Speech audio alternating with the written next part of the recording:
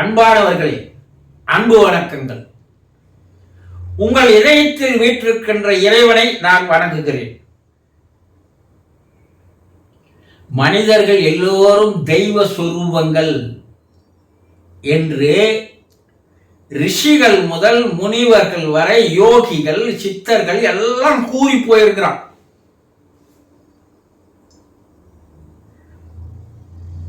மனிதர்களுக்குள்ளே இருப்பது யார் என்றால் இறைவன் தான்.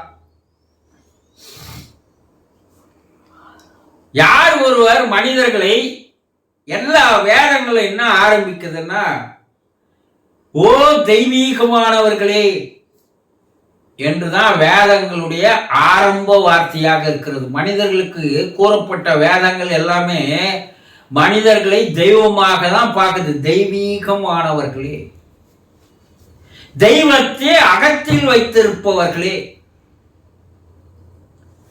அதை யார் ஒருவர் தெரிந்து கொள்கிறானோ, புரிந்து கொள்கிறானோ, அவன் இறைவனை எல்லா உயிரினங்களிலும் பார்க்க ஆரம்பித்து விட்டால் அவன் தன்னுடைய மனித நிலையிலிருந்து படிப்படியாக தெய்வ நிலைக்கு உயர்கிறான் என்பதற்கு ஆரம்ப படிக்கட்டு தான். அதை யார் முயற்சி செய்யறோம்? யாரும் முயற்சி செய்வதில்லை. ஒரு அன்பர் ஒரு கேள்வி கேட்டிருக்கிறார். குருஜி, இறந்தவருக்கு நம்மோடு வாழ்ந்த நாட்கள்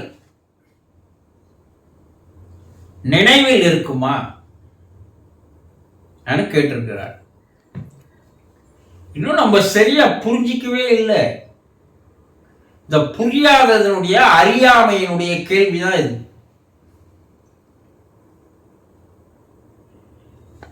இறந்தவர் உங்களோடு வாழ்ந்த 5 வயதிலிருந்து அவர் பெற்றோரோடு வாழ்ந்து வருகிறார். ஒரு பெண்ணா இருந்தா பிறந்தத்திலிருந்து அவங்க பெற்றோரோடு வாழ்ந்து வருகிறார்கள் இல்லையா? ஒரு 20-21 வயதுக்கு மேல் திருமணம் செய்து கணவன் வீட்டுக்கு வருகிறார். கணவன் வீட்டில் தான் சாகிற வரைக்கும் அந்த கணவர் வீட்டில் கணவரோடு அவருடைய பிள்ளைகளோடு அவர் வாழ்ந்து வருகிறார் இல்லையா? ஒரு பெண்ணுக்கு இரு வீட்டாருடைய அனுபவங்கள் பெண்ணுக்கு தான் கிடைக்கும், ஆணுக்கு கிடைக்காது. ஆண் என்னன்னா பிறந்தத்திலிருந்து தன்னுடைய பெற்றோரோடு ஒரே வீட்டில் வாழறான்.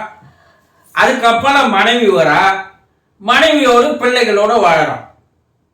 ஆனா பெண் இரு வீட்டில் வாழறான். பொதுவாக யார் ஒருவராக இருந்தாலும், ஆணாக இருந்தாலும் பெண்ணாக இருந்தாலும், அவர்களுடைய மனம் என்ற ஒன்று 5 வயதில் இருந்துதான் வேலை செய்ய ஆரம்பிக்கிறது. அது வரைக்கும் ஒரு உடலும் மனம் தான் இருக்குது. உடலும் உயிரும் தான் இருக்கு. மனம் என்பது அங்க இல்லை. ஆனா இருக்கு. அது சூட்சுமமா உள்ளே ஆழத்திலே இருக்கிறது. அந்த உடலும் உயிரும் 5 வயது வரை தன்னுடைய வளர்ச்சியை காட்டும் போது 5 வயதிற்கு மேல் அந்த மனமானது ஆரம்பிக்கிறது.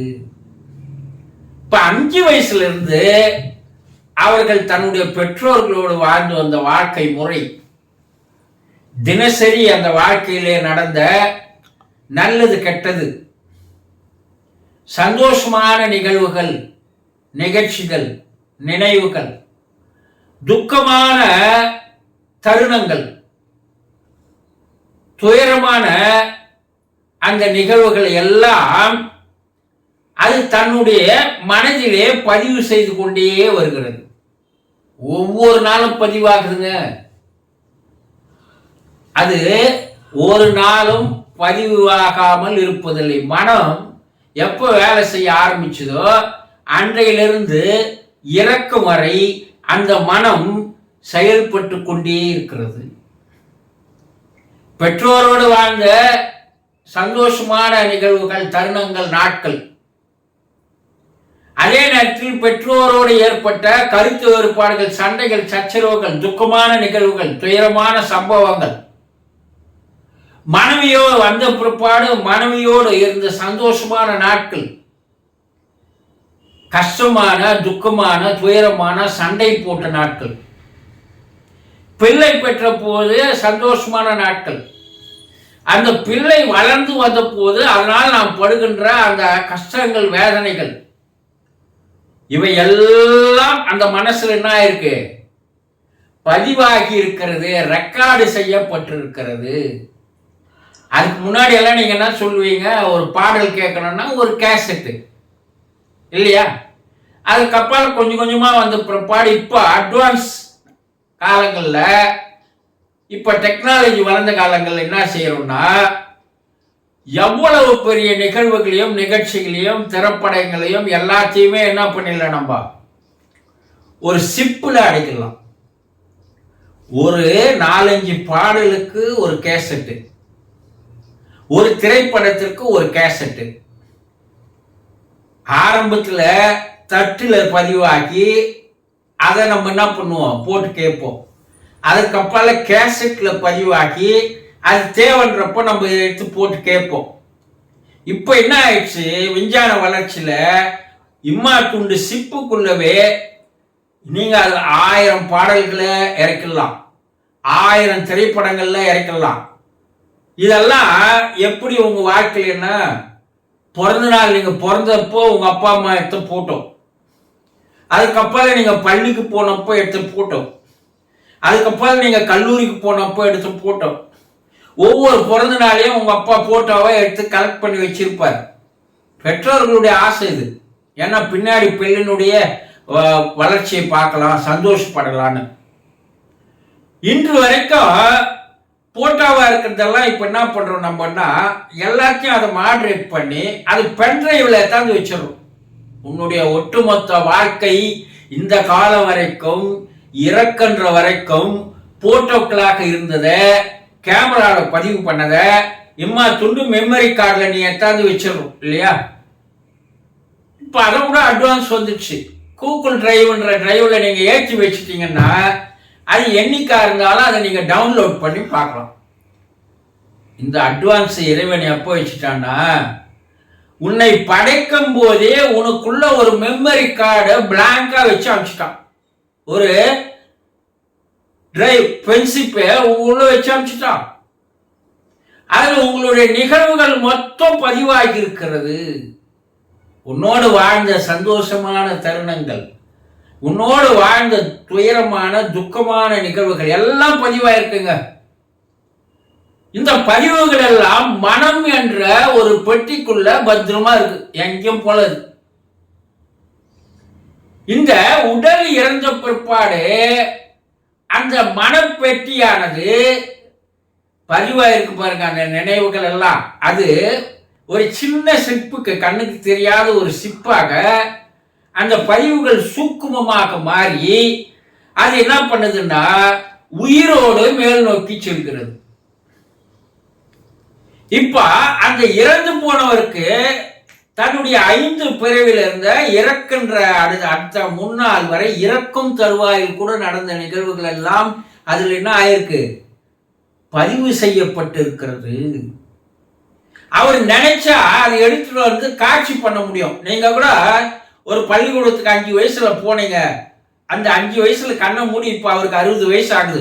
ஆனா 5 வயசுல முதல்ல எத்தனை போய் சேர்த்த பள்ளிக்கூடம் எது? உங்க காட்சி உங்க மனக்கண் முன் வந்து உங்க மனசுல இருக்கிறது காட்சியை தெரியுது இல்ல? முதல் பள்ளிக்கூடம் எது? முதல்ல ஆசிரியர் எது? முதல்ல நம்ம கத்துக்கின மொழி எது? எல்லாம் அது இருக்குல்ல. 60 வயசு ஆச்சு. ஆனா 50 வயசு நிகழ்வுகள், கல்யாணம் ஆனது, கல்லூரிக்கு போனது, முதல் பிள்ளை பிறந்தது, இவை எல்லாம் அப்படியே கண்ண மூடி உக்காந்தீங்கன்னா எல்லாமே உங்களால என்ன பண்ண முடியும்? ரொட்டேட் பண்ணி மறுபடியும் எடுத்து வந்து பார்க்க முடியும்ல? இல்லைன்னு சொல்ல முடியுமா? எல்லா மனசுலயும் அது இருக்கு. அது அங்க மேல போயிருக்கு. இப்ப அது உங்களோடு வாழ்ந்த, உங்க பெற்றோரோடு வாழ்ந்த, உங்களோடு வாழ்ந்த, உங்க பிள்ளைகளோடு வாழ்ந்த எல்லா நிகழ்வுகளையும் அது மறுபடியும் என்ன பண்ணுது? ரீவைண்ட் பண்ணி பார்த்து கண்டு கழித்து வருகிறது. அதனால உங்களோட வாழ்ந்த நினைவுகள் மறந்து போகாது. அது மறந்து போவதற்கு ஒரு காலங்கள் உண்டு அதுக்கு, அந்த ஆன்மாவுக்கு. அது வரைக்கும், அது மறுபிறப்பு எடுக்கின்ற வரைக்கும் அந்த காலங்கள் நீடிக்கும். இருந்தாலும் கூட இந்த பிறப்பினுடைய நிகழ்வுகள் அதனுடைய ஆழ் மனதிலே பதிவு செய்யப்பட்டு இருக்கிறது. அப்போ உங்களோடு வாழ்ந்த வாழ்க்கையை அவர் மறக்கல, அவர் நினைவுல தான் வச்சிருக்காரு. ஆனா மறந்து போன ஜென்மங்கள் யாரு? நீங்க தான். எத்தனை நாளைக்கு ஞாபகத்தில் வச்சிருப்பீங்க? ஒரு மாதம், இல்ல ஒரு 6 மாதம், இல்ல ஒரு வருடம். அதுக்கு அப்பால அவரோடு வாழ்ந்த சந்தோஷமான நிகழ்ச்சிகள் உங்களுக்கு கவனத்துக்கு வருதா பாருங்க. சிலது வரும், ஆனா அவரோடு துக்கமான நிகழ்வுகள் தான் உங்க கண் எதிரில் அடிக்கடி வந்து காட்டும், இல்லையா? அப்போ அவர் நினைத்து கொண்டுதான் இருக்கிறார், நீங்கள் தான் மறந்து போகிறீர்கள் என்பதை மறந்து விடாதீர்கள், தெரிந்து கொள்ளுங்கள். சந்தோஷம்.